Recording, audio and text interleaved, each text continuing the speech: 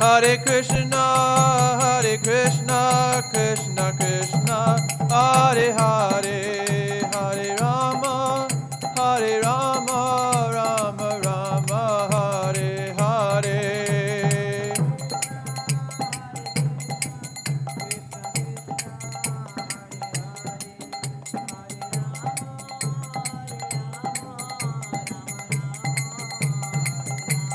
Hare Krishna, Krishna Krishna, Hare Hare, Hare Rama, Rama Rama, Hare Hare.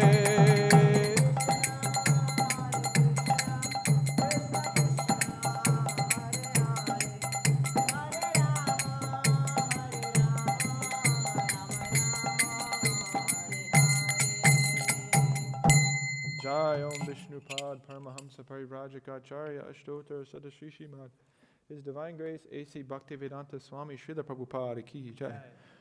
Jai Om Vishnupad Paramahamsa Parivrajakacarya Ashtotar Sadashishimad Bhakti Siddhanta Saraswati Goswami Maharaj Prabhupada Ki Jai. Ananta Koti Vaishnava Vrinda Ki Jai. Srimad Bhagavatam Ki Jai. All glories to these simple devotees, Hare Krishna. All glories to these simple devotees, Hare Krishna. All glories to these simple devotees, Hare Krishna. All glories to Sri Guru and Sri Gauranga. All glories to Srila Prabhupada. Om Namo Bhagavate Vasudevaya.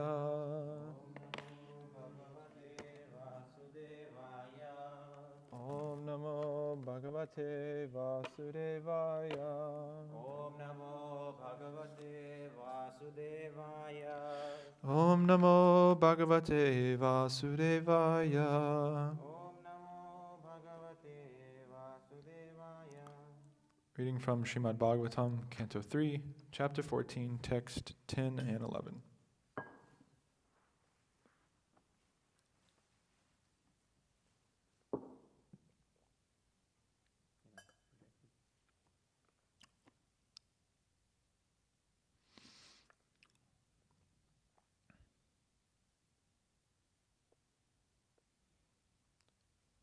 Diti uvāca, eṣaḥ,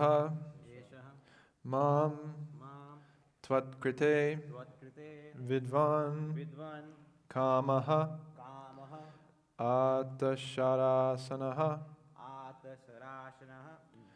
dunoti, dīnāṁ, vikramya, rambhām, iva, matam-gajaḥ, ditir uvāca, eṣaḥ tvat-kṛte vidvan, tvat-kṛte vidvan, kāma ātta-śarāsanaḥ,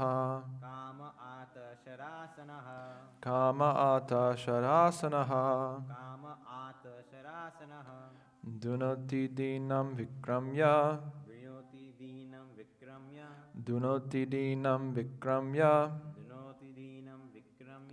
rambhām iva matam-gajaḥ,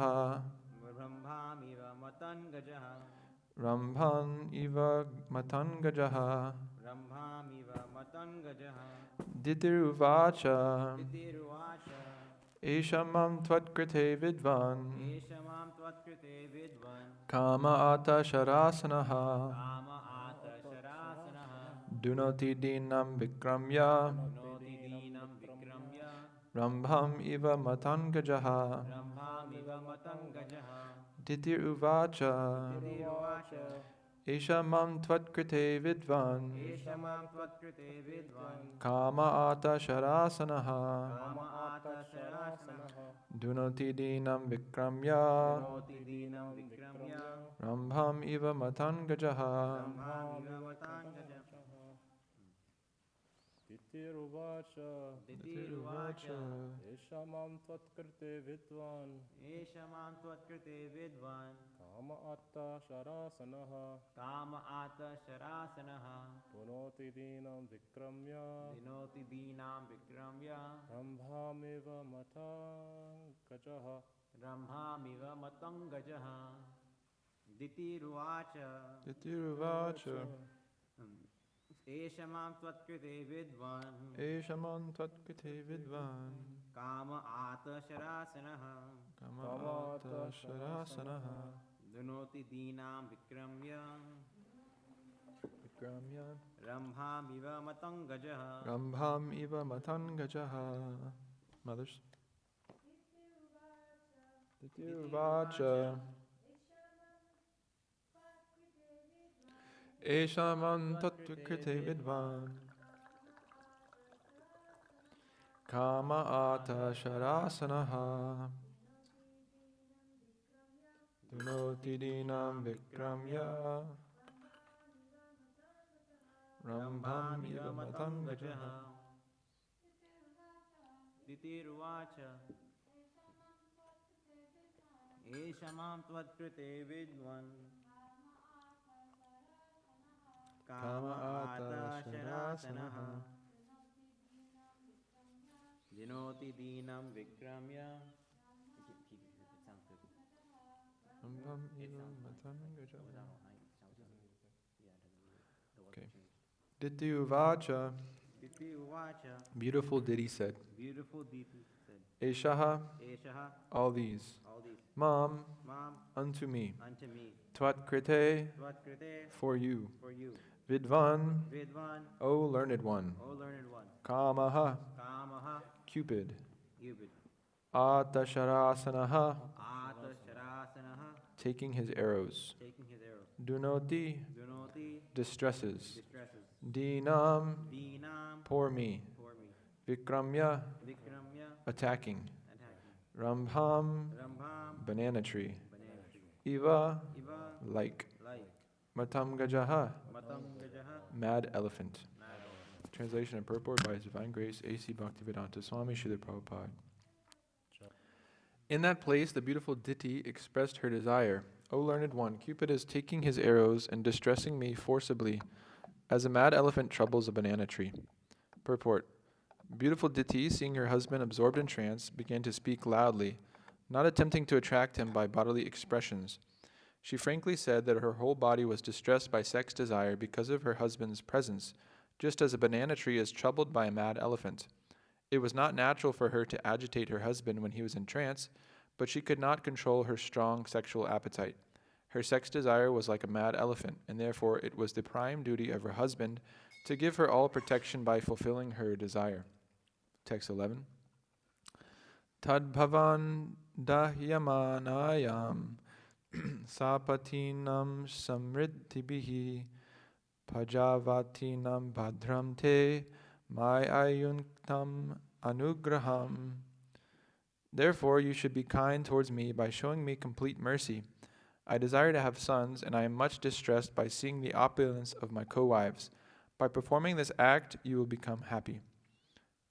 Purport. In Bhagavad Gita, sexual intercourse for begetting children is accepted as righteous.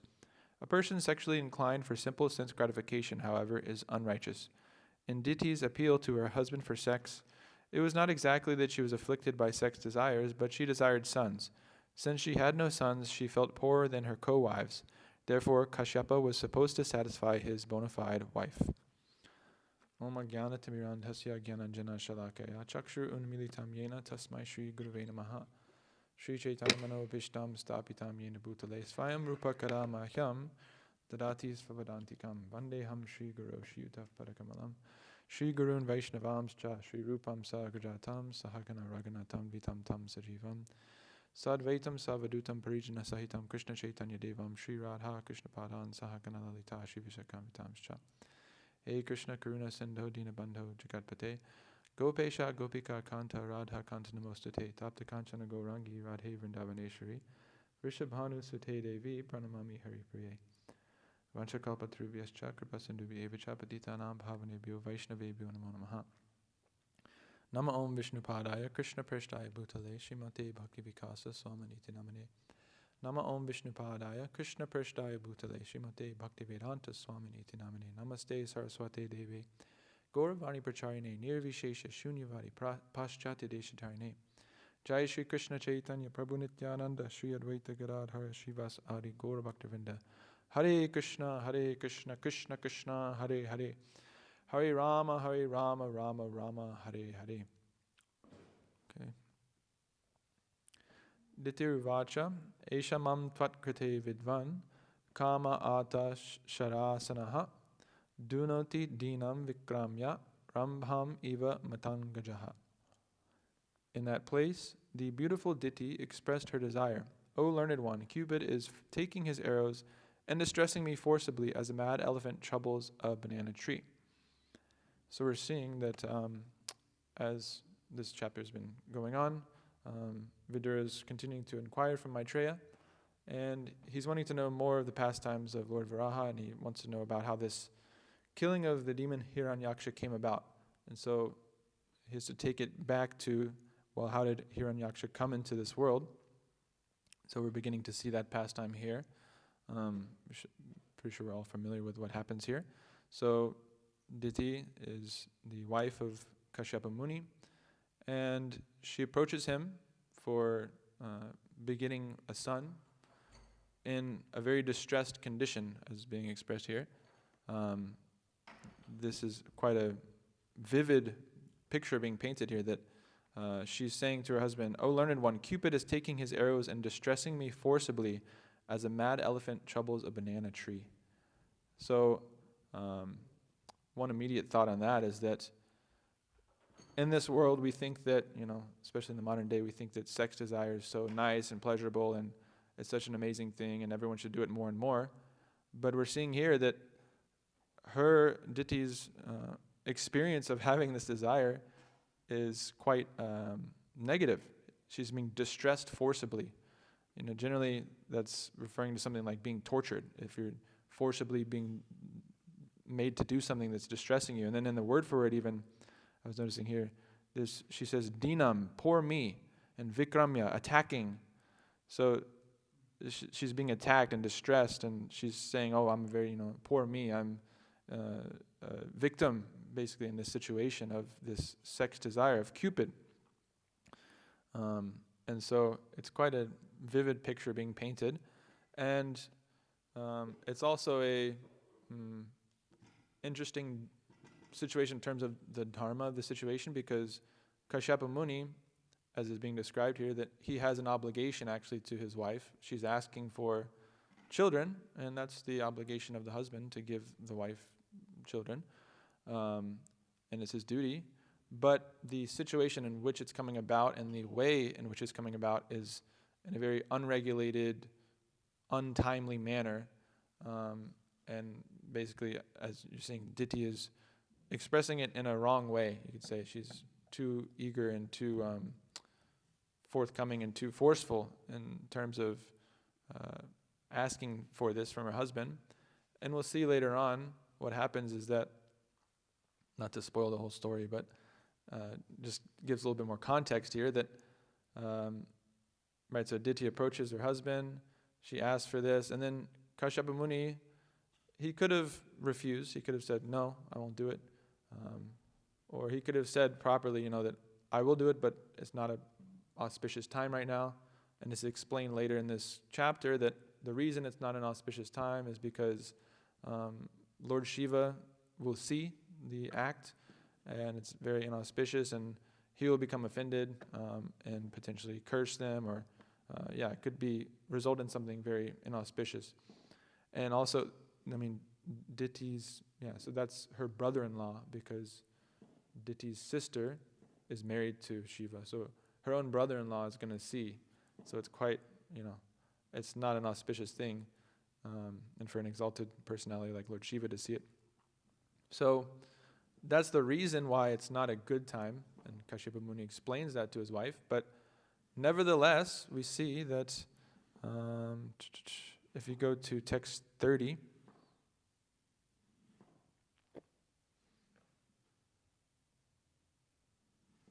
even though Kashyapa Muni tries to dissuade her from doing this right at that moment, actually he says, I won't pull this up right now because we're right here, but he says, we can look at it later, but he literally just says, if you wait a few seconds, that's what it says in the English translation, just a few more seconds.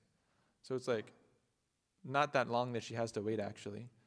So it's a quite reasonable request, okay, I'll give you what you want, can you just wait a few seconds for it to be an auspicious time? And still, even being told all this, she, this happens that Maitreya said, Diti was thus informed by her husband, but she was pressed by Cupid for sexual satisfaction. She caught hold of the clothing of the great Brahmana sage, just like a shameless public prostitute. So again, very vivid, harsh, heavy language being used here, that she's grabbing her husband's clothing like a shameless public prostitute. And again, we understand that because this was, again, Lord Shiva was going to see this. It is kind of like that like a prostitute, because the prostitute, has no shame and no worry about being seen, engaging in, lusty acts with a man in public. But, properly behaved, any properly cultured man or woman wouldn't want to be seen in such a situation by anyone else. And so, again, it's quite heavy. And so she disregards what her husband said and continues on and forces herself upon him, you can say. And it's also, the phrase goes, it takes two to tango. So he was also complicit in a way in this situation. Yeah, he told her why it shouldn't happen, but ultimately he could have still refused and not allowed her to get this at this exact moment. He could have postponed it to an auspicious moment where nobody else would have seen. So this is a very educational moment and shows us the power of this sex desire and how it can pull one to do such unreasonable things, actually. Things that go completely against our better judgment, against our intelligence, and we become completely pulled by our emotions in such a vivid way as where the lust is distressing us as a mad elephant troubles a banana tree. So I looked it up. I was trying to find some videos of mad elephants and stuff. I found some, but I won't play them. They're not so good. But I saw one of an elephant, it just walked up to a tree and just basically just touched it, and the whole thing just uprooted and fell over. And there's also a lot of videos of elephants. Apparently they go on roads and they'll push cars over and flip cars and stuff with people in them. And so it's just, if you look at that, it can give you a more vivid picture of what is this mad elephant. We don't have elephants here in the West, so we can't really see, but you can just imagine. What did you say? The zoo, yeah. I don't know if they go mad in the zoo, they'll probably just shoot them with a tranquilizer or something like that. But this vivid picture of a mad elephant, this huge animal that's, if it becomes angry and enraged, you can't do anything. There's nothing you can do to stop it. It can, I guess you could, now we have weapons, we could shoot it, but it can, if someone's unarmed, how do you defend yourself against such a thing? You're just completely at its mercy. It can just rage and just do whatever it wants to you. So this is the analogy that's being used, as Cupid is the mad elephant and Diti is the banana tree that's just completely helpless to the whims of this mad elephant of lust. And it's educational, because we see that Diti and Kashyapa Muni are actually very exalted souls. They're some of the primary progenitors of living entities within the material universe. There's some of the first created living entities, and they have such a big responsibility of creating progeny and populating the universe. And so we see that generally, obviously, someone in such a position is quite exalted. Lord Brahma himself is the first created living entity within the universe, and it's not something that's so easily qualified. It's not something that, for example, sometimes even it's to such a degree that even though there's so many countless living entities within the universe, still, in some situations, none of them are actually qualified to take the post of Brahma, because they just don't have that level of piety. So then Krishna has to take it himself. So you can see the rarity of such a position, of such a birth. And this is informative and educational, because we see even someone in such a situation can fall victim to this lust. And again we see it in the Bhagavatam so many different times. Lord Brahma himself fell victim to sex desire, chasing after his own daughter. What is this? Vishvamitra Muni, that he, with Minaka. And then there's Salbhari Muni that fell victim to sex desire as well. So many. Anybody that's in the Bhagavatam is an exalted personality, that if you got into the Bhagavatam. And so we can see that again and again, the Bhagavatam is teaching us through examples, trying to dissuade us from and caution us to not fall victim to this Cupid. And you see, again, like I was saying, that the actual distressful nature of this sex desire. Again, in the West, we are actually taught and raised to believe and buy into this idea that sex is very good, from a very young age. Now, again, I'm a little older, but when I was in school, it was like maybe 6th or 7th grade or something, they started giving you sex ed. Now I've heard it's younger. And now the sex ed includes so many more perverse things as, changing your gender and all these different things. And you can make this decision when you're just a young child. In fact, it's encouraged that you make it earlier. If you think you're another gender, that you should change now, because before you go through puberty, otherwise you'll be all messed up. So you should change now. So anyways, this idea that gratifying your sex desire is so central and so important. And actually, you should be thinking about this when you're young. When you're 10 years old, you should already be thinking about, well, how do I get the most sex pleasure? So will I get the most sex pleasure if I'm the opposite gender? Maybe I'll get more pleasure that way. So therefore I should do that. So it's actually encouraged in so many ways. But we see actually in reality, and it takes some deconditioning to actually see this ourselves, because we're raised in this sex-saturated culture where everything is about sex, and this is the topmost pleasure and all these things.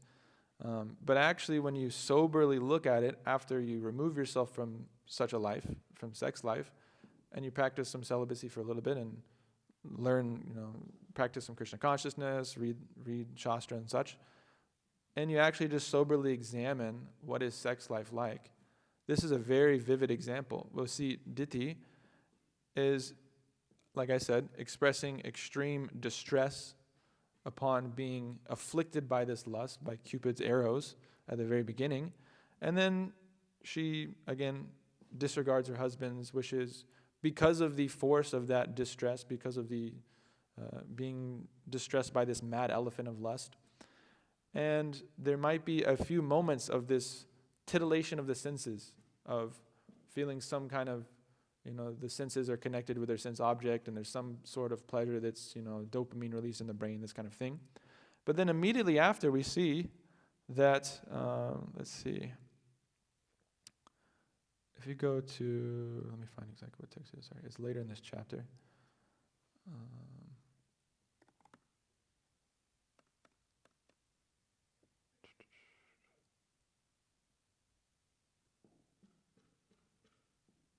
So if you go to text 33.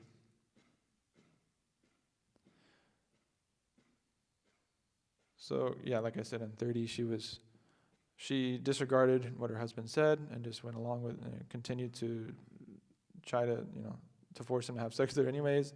And then, he obliged and performed the forbidden act. And then after that, he went and took a bath because he was contaminated. And then text 33 here. Now Diti comes, and immediately after this act, she says, "O son of the Bharat family, Diti, after this, went nearer to her husband, her face lowered because of her faulty action. She spoke as follows." So immediately after, she got what she wanted actually, but now she's feeling shame. And this is another horrible experience, it's a distressful situation. And the beautiful Diti said, if you go to the next text, the beautiful Diti said, "My dear Brahmana, kindly see that my embryo is not killed by Lord Shiva, the Lord of all living entities, because of the great offense I have committed against him." And it goes on like that. But so we see, before the act, she's feeling extreme distress because of the strength of sex desire and that she's not getting what she wants. And then as immediately after, she's feeling another form of distress, which is shame and the fear that she's going to get cursed, or her embryo, her son, within the womb will be cursed by Lord Shiva because of her faulty action. And then of course we know that from there, because of this discrepancy, because of this sinful act that was performed, the two greatest demons in the history of the universe were born. So she experienced distress before the act, immediately after, and then long term, she has to be the mother to Hiranyaksha and Hiranyakashipu, who are, as you see in, if you can continue reading text 38. Now this is her, Kashyapa's response to her after, again, she expressed her shame and says, please protect, my son. The learned Kashyapa said, because of your minds being polluted, because of defilement of the particular time, because of your negligence of my directions, and because of your being apathetic to the demigods, everything was inauspicious. Everything was inauspicious. Every single aspect of this act was inauspicious. Now the next one. O haughty one, you will have 2 contemptuous sons born of your condemned womb. Unlucky woman, they will cause constant lamentation to all the 3 worlds. It's such again, very heavy. Calling her haughty, and then you'll have 2 contemptuous sons born of your condemned womb. Whew. Condemned womb, that's pretty heavy. They will kill poor, faultless living entities, torture women, and enrage the great souls. And this is like, imagine you're trying to have children, and this is supposed to be such a nice thing. Again, we see why was Diti feeling this way in the beginning. Is explained that it wasn't just straight lust, it wasn't just like sex desire necessarily to gratify her senses, but actually the reason she was feeling that way was because Kashyapa Muni had many different, I think 13 wives, who were her other sisters, and she was feeling left out because all of her sisters had children, sons, and she didn't have them yet. And so because of this, again, this is something we see so much now, FOMO and feeling left out. If you've ever experienced that, they're like, all your friends are going to go to a concert or something, and then you get sick or something and you can't go at the last minute. And then you miss out on this thing that they all got to experience this thing, and they're all like blissed out and loving it, and then they have so many memories of that day, and they have inside jokes about it, and you're just completely left out. So she's feeling like that, and what to speak of the desire to have children, such a strong desire, and she wants to be a mother as proper, and she's not gotten it yet, and so how distressful that must be. So she's feeling this way, and then now, because of her mistake in the way she went about it and the way she approached it, again, if she had just listened and waited just a few seconds, it could have been fine. But because of becoming under the influence of lust in this way and not being able to control her senses, not being able to control herself, this fate is now that her children will kill poor, faultless living entities, torture women, and enrage the great souls. What a horrible thing that if you're told that you just become pregnant and now you're learning that this is what your children are going to be. Just horrible, the worst demons in history. That's just a fact. So again, the point comes down to this understanding what is for our immediate benefit and what is for our long-term benefit. Prayas and shreyas. What is going to give us immediate gratification of the senses, and what's going to give us long-term benefit. It's a very foundational aspect of Krishna consciousness, understanding that coming into the mode of goodness, it will feel like poison in the beginning, but nectar in the end. And being in the mode of ignorance and passion, or mode of passion, it's nectar in the beginning, poison in the end. Ignorance is poison all throughout. But we can understand that we must act in such a way to emphasize that we're acting for this shreyas, this ultimate benefit. And the ultimate benefit, of course, is getting free of the cycle of birth, death, old age, disease, helping others to do that as well. And we have to forego this immediate gratification of the senses. And so this is a really good example, again, that we can learn so much from this one pastime that, if we are in the grihastha ashram and we're engaged in that way, and we have to have children, we have to learn how to become regulated and act in the proper way. Everything according to regulated, properly timed progeny and everything like that. Approaching the act of sex in such a way. And again, we have to completely reprogram our Western Kali Yuga modern minds away from this idea that this act of sex is for my own sense gratification. Of course, it's best if we can completely avoid it and not engage in it at all, but even, again, we have to do it in a regulated way if we are in that situation. There's a really nice little part of the 11th canto here. I'm not going to pull it up because it's kind of like in the middle of a chapter summary and it's hard to find, but I'll just quote it. I have it right here. I think this is chapter 18 of canto 11, the summary. And it says, celibacy, penance, cleanliness, self-satisfaction, friendship with all living beings, and above all, worship of the Supreme Personality of Godhead are duties meant for every jiva soul. So one thing that stuck out to me in this was that, of course, we know Savayapum Samparu Dharmo Yato Bhakti Hokshaje Haitukya Pratiyataya Yadma Supasidati, that the highest dharma is this unmotivated, uninterrupted devotional service to the Krishna. But this is speaking of other duties of every jiva soul, actually, in addition to that. So there's, of course, worship of the Supreme Personality of Godhead, as I just mentioned, but also celibacy, and it's condition that practiced by householders, except, for progeny. Penance, cleanliness, and then this one that really kind of stuck with me is self-satisfaction. So actually, it's the duty of the jiva to be self-satisfied. And if Diti had just performed that duty of being self-satisfied, okay, all my co-wives have children, I don't have a son, but I'm going to be self-satisfied and just be patient until I can get that. If she had simply done that one aspect of her duty, this would have all been, again, avoided.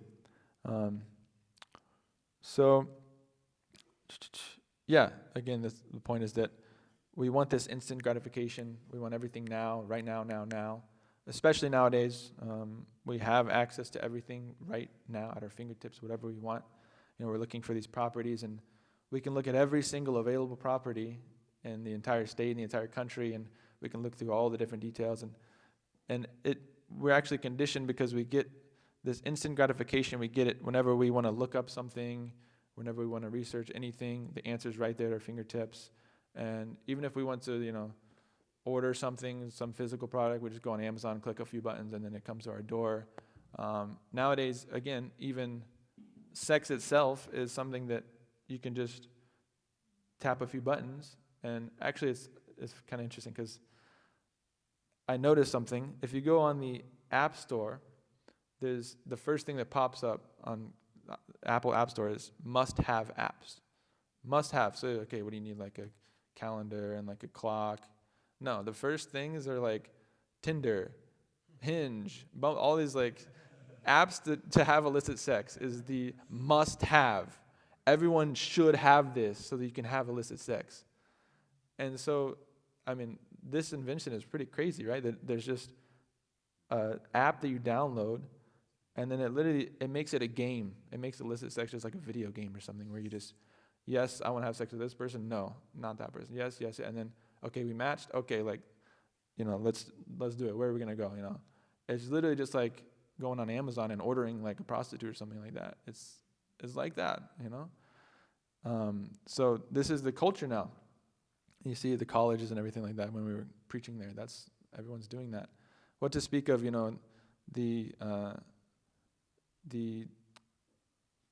if they're not even getting that, if they're maybe not necessarily, getting an actual person to have sex with, at the very least, what they're doing is they're going on Instagram and all this stuff, and as soon as the algorithm finds out that you're just like a lusty college kid, it just shows you only like, they're called thirst traps. It's just like beautiful women and like, okay, and it glues you to it. And the thing is, luckily, please, like, somehow the algorithm isn't like showing us that on this account.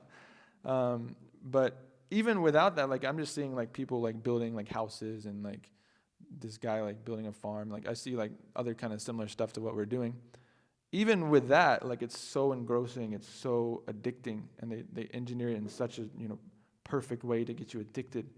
But what to speak of if it's playing into your lowest, animalistic desires, and playing into that lust, this dyato vishayam pumsam sangas te shubhajayate sangat samjayate kāma tvat-kṛte bhajayate, contemplating the objects of the senses, and then attachment develops, and then lust and anger. So we see this is happening, and so this is just a way for people to constantly contemplate on the objects of the senses, and they become so addicted that they just actually, I mean, I think Ali Krsna Prabhu was telling me that when he goes out on, to the colleges, and yeah, we saw it too, but he was just mentioning this to me the other day, that he goes into the colleges and he shows them our Instagram so that they follow it. But he says when he goes onto their Instagram, he just doesn't even want to he doesn't have Instagram on his phone, but even just looking at their phone for 5 seconds to type in, this channel, he's bombarded and he sees, oh my gosh, this is what this person is looking at all day for hours, every single day. And it's really, there's one thing of like actual just full-on pornography, but this is like, insidious, because it's very socially accepted. You can just go in public and look at this, and nobody will judge you. But if you're looking at just pornography in public, yeah, you'll get, you're gonna get judged. But this is like, it is pornography actually. It really is a form of that. Anyways, that's kind of a side rant. But we're getting everything instantly. So all of our, we want to see beautiful women. We want to do all that. It's instantly right there at our fingertips.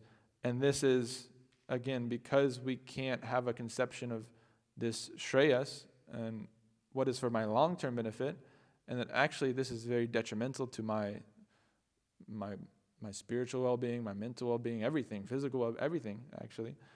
Because we don't have that conception, again, they just get pulled into this lowest common denominator of being addicted to such things. This level of sense control is required. Again, we learned this so many times throughout Shastra and everything like that. There's a very nice little passage here. If you go to 3:14, 17 of this chapter, and go to the purport. Go down to the bottom. It is essential. Yeah. It is essential, therefore, that girls as well as boys be trained to discharge spiritual duties so that at the time of cooperation, both will be benefited. The training of the boy is brahmacharya, and the training of the girl is chastity. A faithful wife and spiritually trained brahmachari are a good combination for advancement of the human mission. So this is why it's important, because, like I said earlier, it takes two to tango. Both have to. The husband, in this case, Kashyapa Muni, he could have refused. He could have been much more forceful and said, "No, I will not engage in this at this time because it's inauspicious." But he also gave in. It's described twice in this chapter when it's addressing Diti, that she's beautiful. Beautiful Diti, it says multiple times. So you have your beautiful wife approaching you and asking you for children. And again, like I said, it is his duty to give her children. So, he gave in to that. But he could have refused.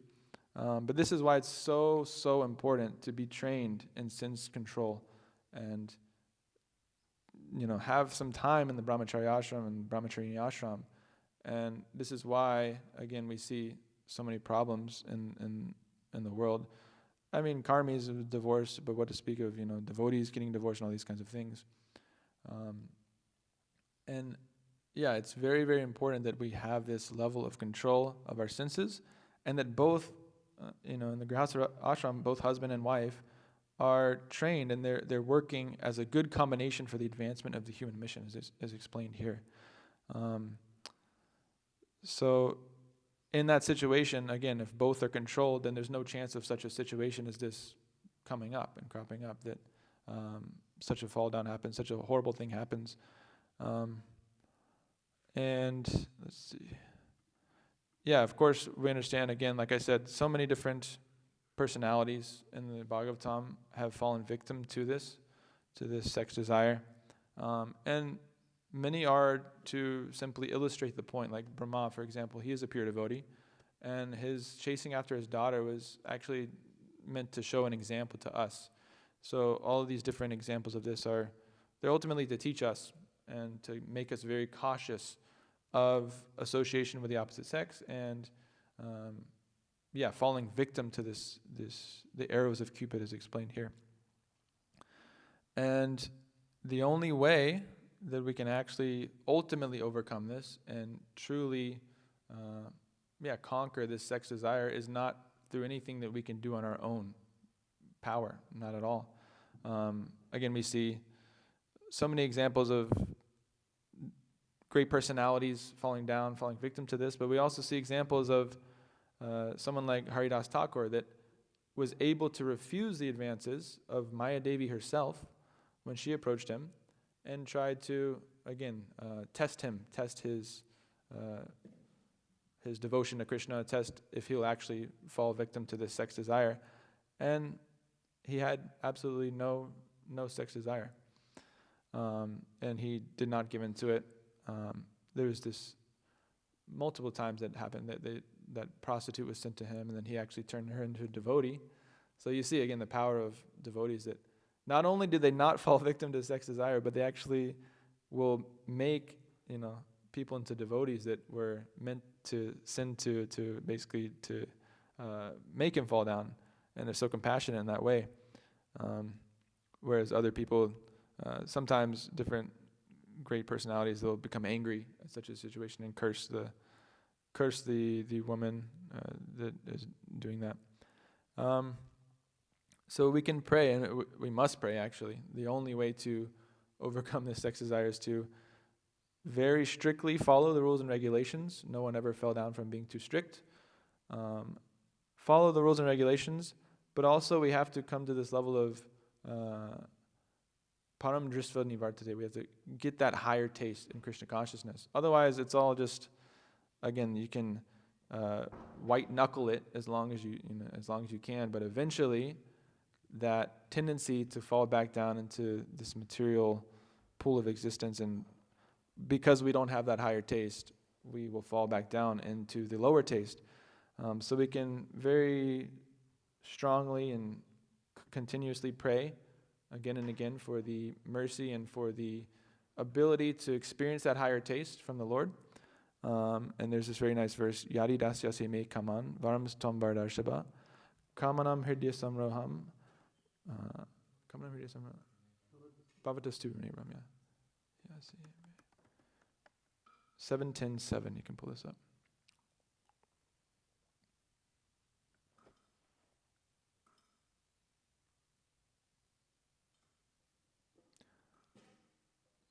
O my Lord, best of the givers of benediction, if you at all want to bestow a desirable benediction upon me, then I pray from your Lordship that within the core of my heart there be no material desires. And then the purport here. Lord Sri Chaitanya Mahaprabhu taught us how to pray for benedictions from the Lord. He said, Nadanam na janam na sundarim kavitam va jagadisha kāmaye mama janmani jamanishvare bhavatad bhaktira haitukitayi. O my Lord, I do not want from you any amount of wealth, nor many followers, nor a beautiful wife, for these are all materialistic desires. But if I have to ask you for any benediction, I pray that in whatever forms of life I may take, I may take my birth, under any circumstances, I will not be bereft of your transcendental devotional service. Devotees are always on the positive platform, in contrast to the Mayavadis who want to make everything impersonal or void. One cannot remain void, shunyavadi, rather one must possess something. Therefore, the devotee on the positive side wants to possess something, and this possession is very nicely described by Prahlad Maharaj, who says, if I must take some benediction from you, I pray that within the core of my heart there may be no material desires. The desire to serve the Supreme Personality of Godhead is not at all material.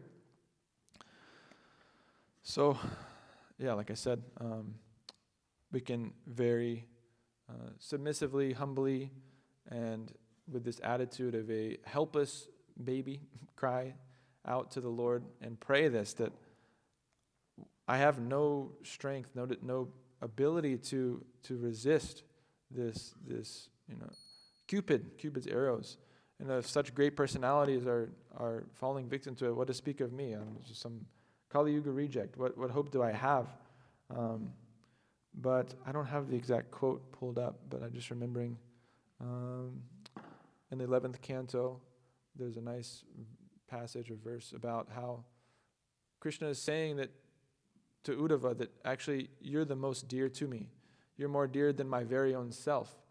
You're more dear than Lord Shiva, and you're more dear than, Lakshmi. You're more dear to me than my very own self, actually. And then in the purport is described that because these exalted personalities like Lakshmi and Shiva and etc., they don't necessarily need so much like protection from, like Lakshmi Devi doesn't need protection from lust, like material lust, but we're a very helpless situation, helpless condition. And again, what to speak of a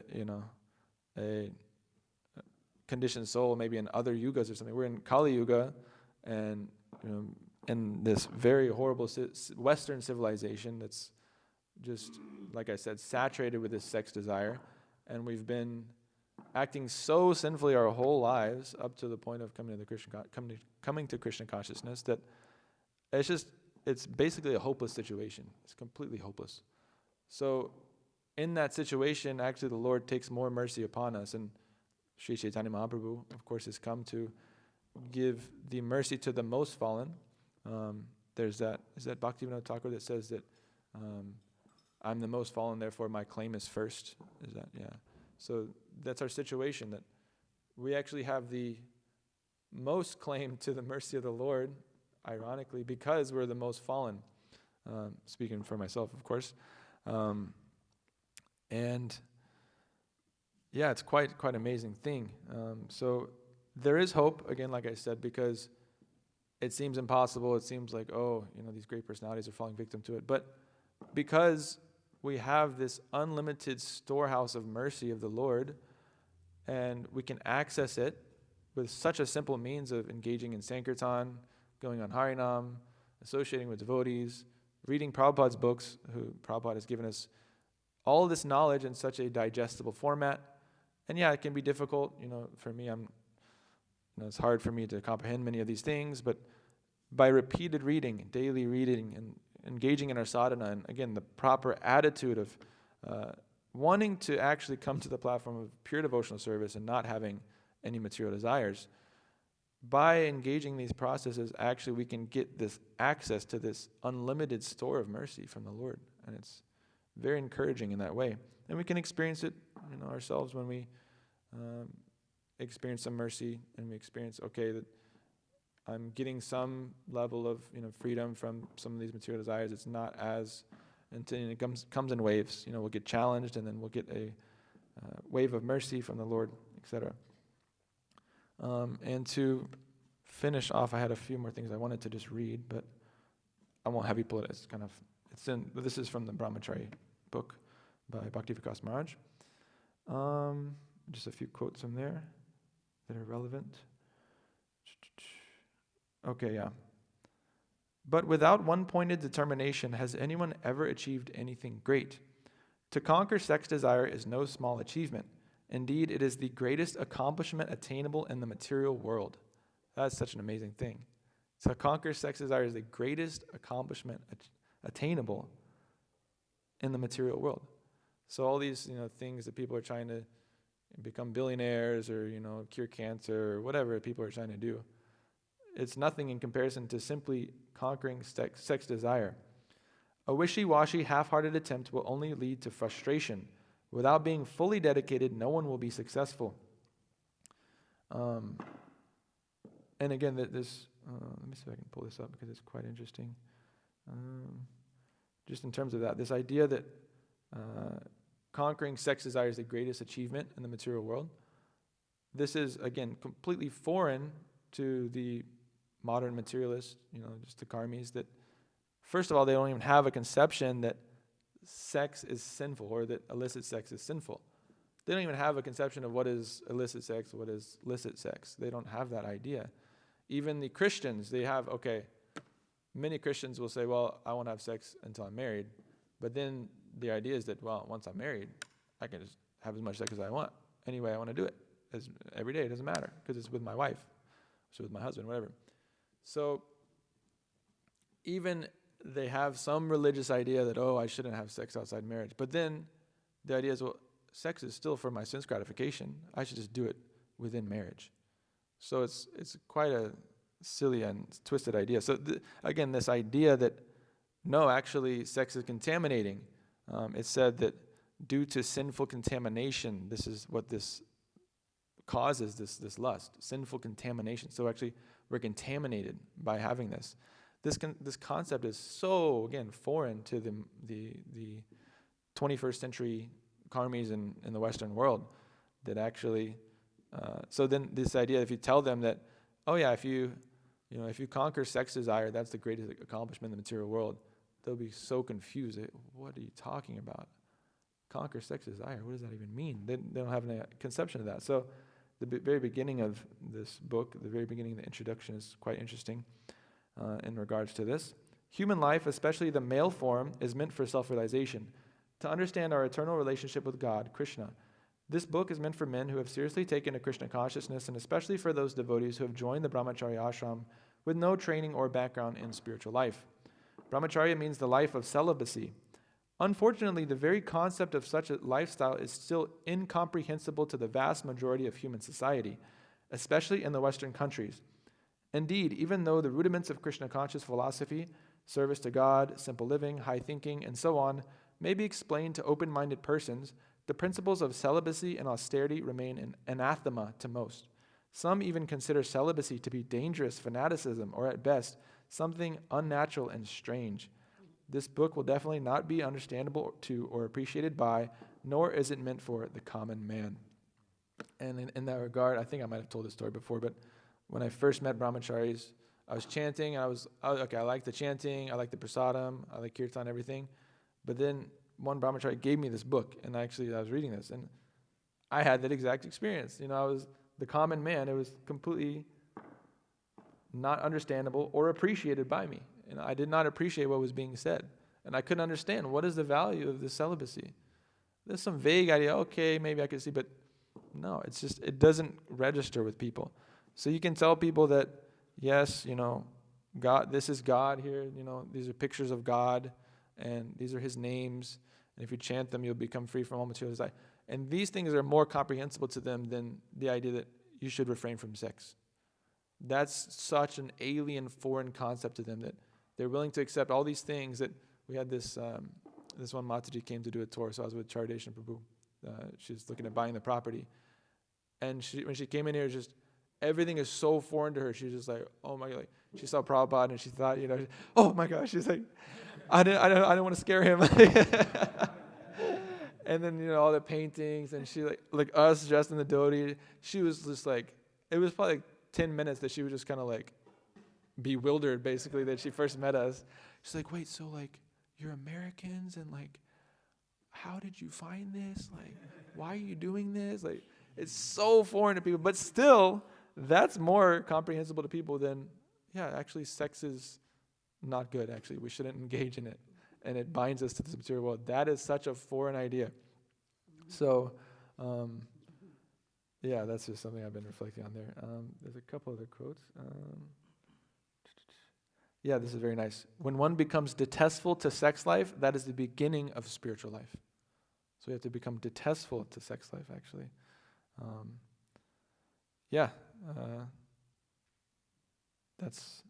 And then one last thing, sorry. Just a few different quotes I pulled that are kind of relevant to this. This is 11:18:22. I'll just read the translation here. By steady knowledge, a sage should clearly ascertain the nature of the soul's bondage and liberation. Bondage occurs when the senses are deviated to sense gratification, and complete control of the senses constitutes liberation. So bondage is caused by being deviated to sense gratification, and liberation is caused by complete control of the senses. It's very nicely sums up so much of Krishna consciousness in that one little sentence. yeah, so that's everything I had. If there's any comments or questions, corrections. Yes, Prabhu.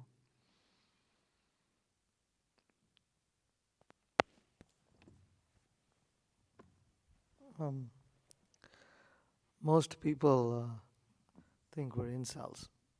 Yeah. Involuntary celibates. That we We couldn't couldn't make it. have any sex, and so Couldn't find one interested in us. So the other thing is, you were speaking about all these apps and things like that. Recently, I came across another. There's so many amazing things in this country. So I came across another amazing thing that prostitution is technically illegal in the United States. legal or illegal? Illegal Yeah. in the United States, except in some counties in Nevada. Yeah, Las Vegas. But apparently in Maine, it's legal to sell sex, but it's not legal to buy. To buy it. Oh, that's amazing. Isn't that wonderful? That's the same thing they do It's with weed, this- marijuana. They say, oh, it's illegal but they decriminalize it in a lot of places. So it's no longer criminal to own it, but you can't sell it. But you can have it, but you can't sell This it. is the kind of laws that demons make. Yeah, It's yeah. like it's typically demon. Instead of trying to cut the source, Yeah. they won't cut the source. They Yeah. know they know what the source is. And so somebody can sell it, but nobody can buy it. Why the hell will somebody sell if nobody can buy? Is what?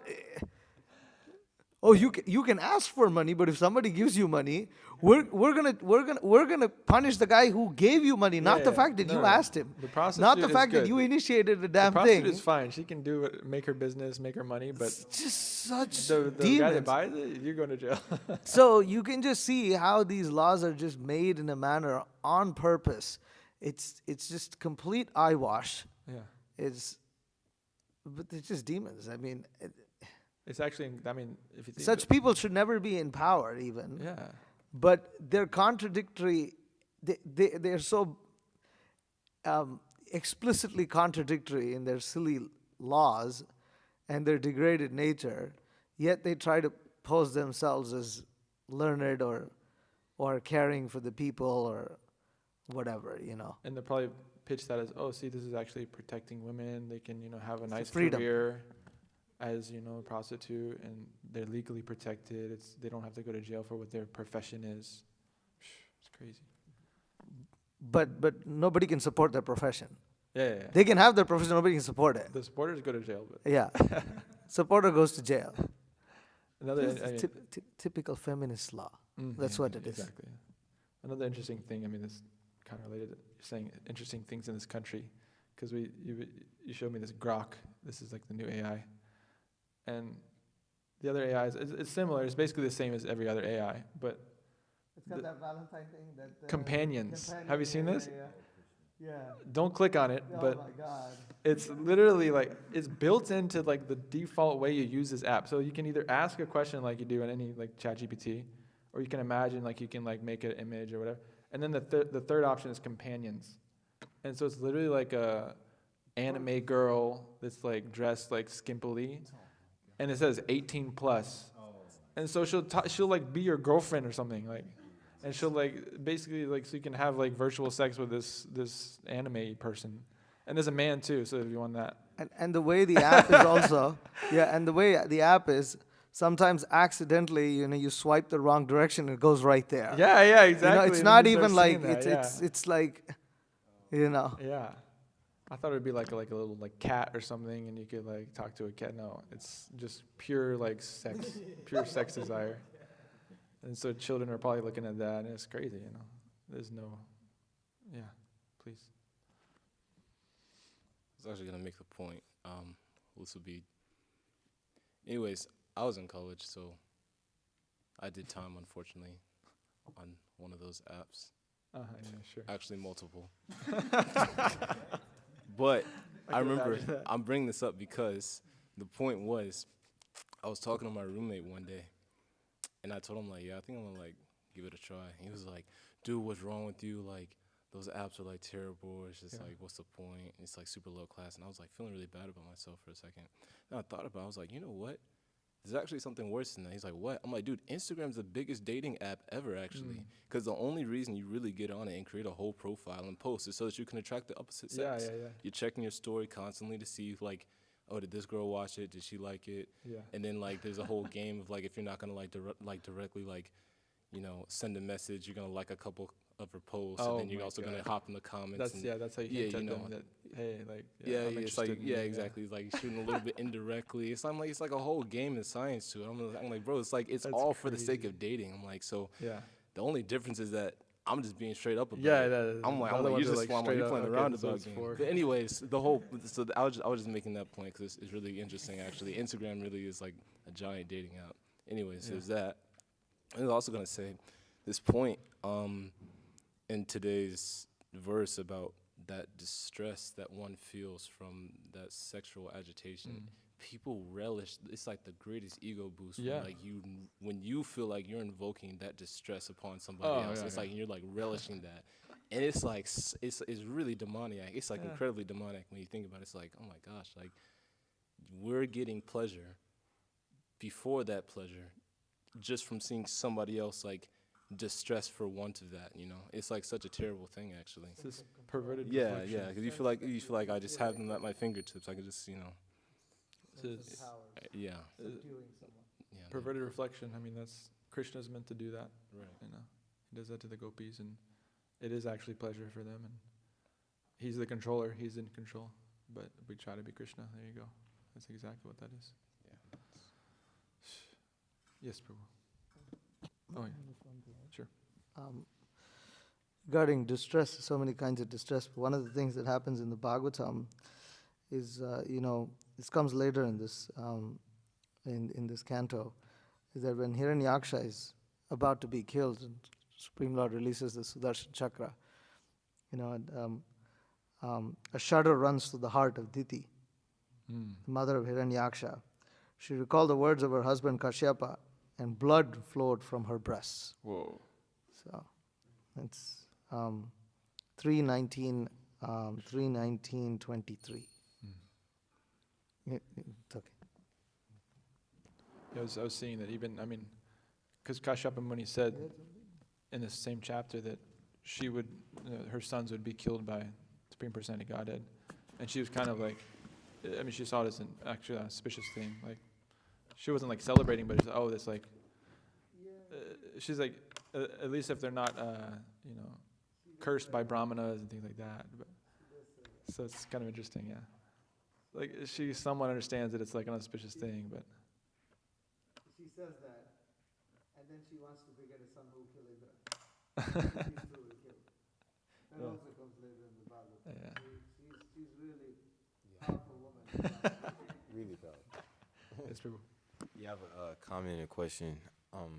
My comment is that I like the point you're making in the 11th canto. I think it was the 9th chapter in the summary, how self-satisfaction is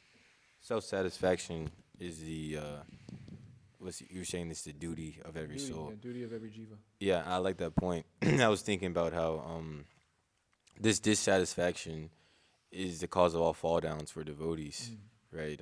When brahmacharis aren't satisfied in the ashram, then they transition, and then when devotees in general aren't satisfied with the institution or whatever, then they just straight bloop out of Krishna consciousness. So this and they just divorce, right? So this dissatisfaction is like so dangerous in the devotee's life. Actually, it can completely cause chaos. But it's like modern society kind of preys on the dissatisfaction of consumers, because like, for example, our iPhone, right? They drop a new iPhone every year. Oh, I'm not satisfied with this feature. Drop another iPhone, and then just buy the same thing, same phone, change one little thing. Oh, now I'm satisfied. So it's a good point you're making, how we have to be satisfied. And I have a question. Me personally, I don't, because sometimes people ask questions, they have some belief in it. I'm just playing devil's advocate. I want to see what you think about it. Okay, I just want to prelude that. Because some people, that's what you think? No. So you see that the pastime of Hiranyaksha and Hiranyakashipu, they were Jai and Vijay in the spiritual world, right? So it was Krishna's arrangement for them to come actually. You can't hear me? Can you put this up?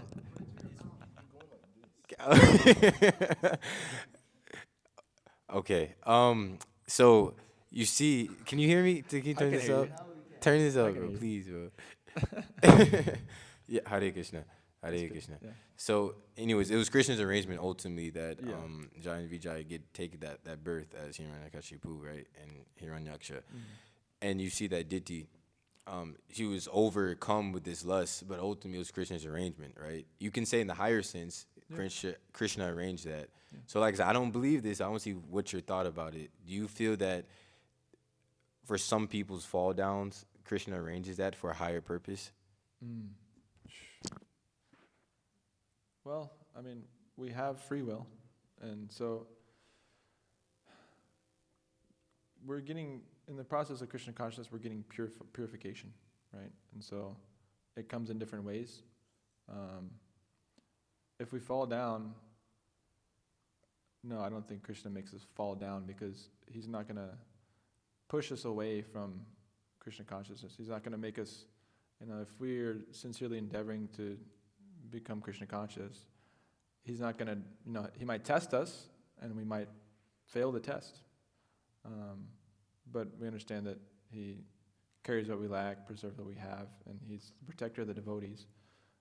So he's going to protect our Krishna consciousness, and protector of devotees means not our physical body, but of our devotional service. So in that way, but there will be tests. And this whole thing of Jai and Vijay, it's not that Krishna made them fall down, it's that they offended the Kumaras and they were cursed in that way. And they came down. Yeah, one side point on that is that I was hearing Guru Maharaj speak about this, that this act created Hiranyaksha and Hiranyakashipu, but Kashyapa Muni, his job was to be a progenitor and populate the universe, and you have to populate with all kinds, you have to populate demons and animals, all kinds of living entities have to come. So, that's kind of part of his duty. He has to, most of the material world is demons, right? Not devotees, so you have to populate them in some way, and they have to come in, so.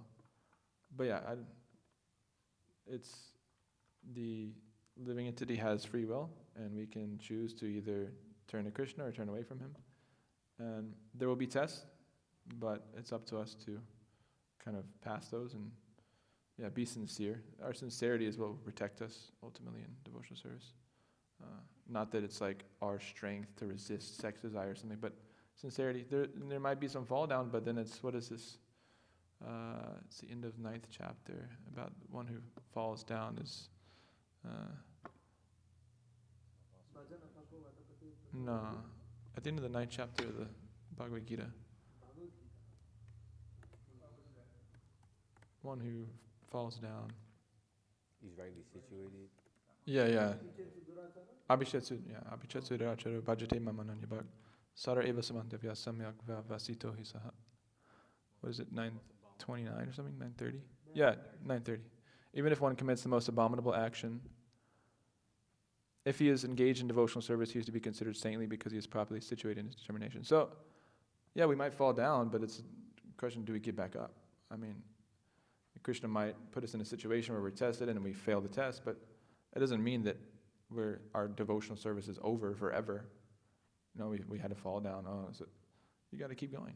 We have to, and it happens so many times. There's, Ajamil even, he had this fall down, and then his whole life he was fallen, and then at the very end of life, he got the mercy of the Lord. Not even because of his devotion to Krishna, but because he just named he had some level of piety to name his son Narayan, and then he chanted the name of his son, and then he got another chance, and he continued on his devotional service and became perfected. So, Krishna doesn't, I don't think he does that. Maybe can be corrected in that way. But yes, Prabhu. Kalki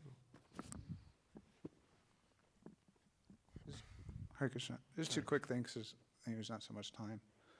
One thing is that Vishwanath Chakravarti Thakur makes the point that Jai and Vijay, saw, I forget exactly what, but pretty much they saw like the Supreme Lord like wrestling or something like that, and then they desired to kind of like serve him in that way. So he kind of explains that's why like this whole pastime was arranged with the four Kumars, to allow them to come to the material world and like serve Vishnu by like fighting. Nice.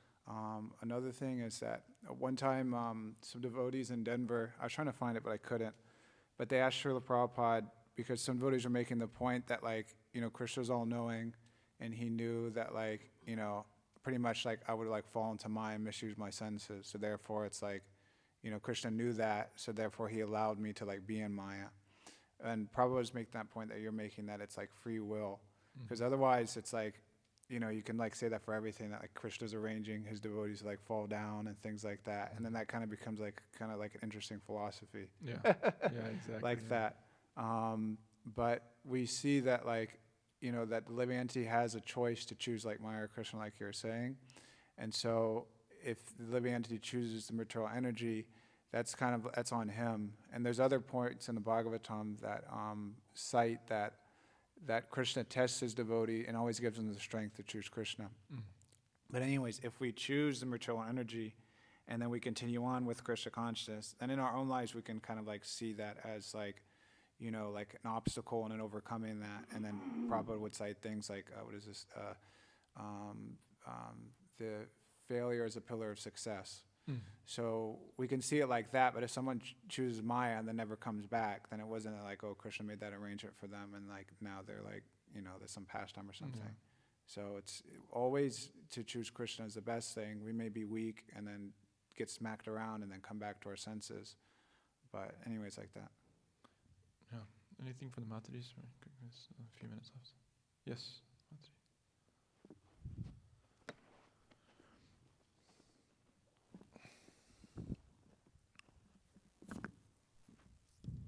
There was just a quote that Grimraj sent on Tuesday that I thought was relevant to the class.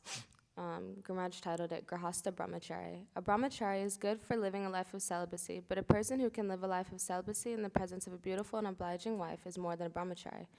Of course, anyone who is stuck up with only one wife is also called brahmachari. You will set a very good example if you both agree not to have sense gratification anymore and still remain as husband and wife together. This is possible, however, only if both of you are fixed up in Krishna consciousness activities. I thank you very much for your sincere endeavor to do this activity, and this was a letter to Hansadutta on January 12, 1969. Jai, yeah. Really good quote. Okay. Srimad Bhagavatam ki jai, Srila Prabhupada ki jai, Vancha Kalpatarubhyascha, Kripa Sindhubhya Evacha, Patitanam Pavanebhyo Vaishnavescha.